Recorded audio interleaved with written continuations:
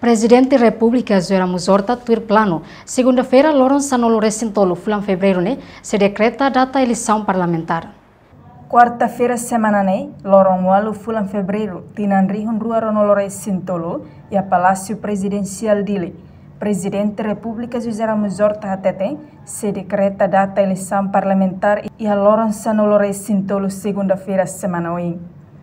Bom, d'abord, Jaimiani ha tene giorno che l'elezione acontece in maio alla tete di segunda-feira, a noi si decreta da maio a giugno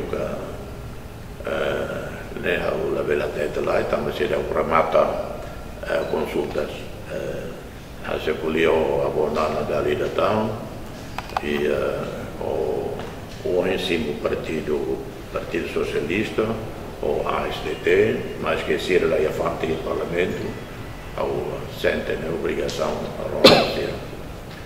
a segunda-feira, se anunciaram a eleição.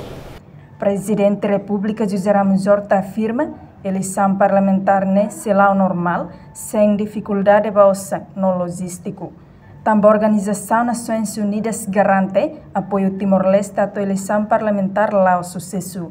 Reportagem Selfie Anacat, Domingas Amaral, Televisão Timor Post.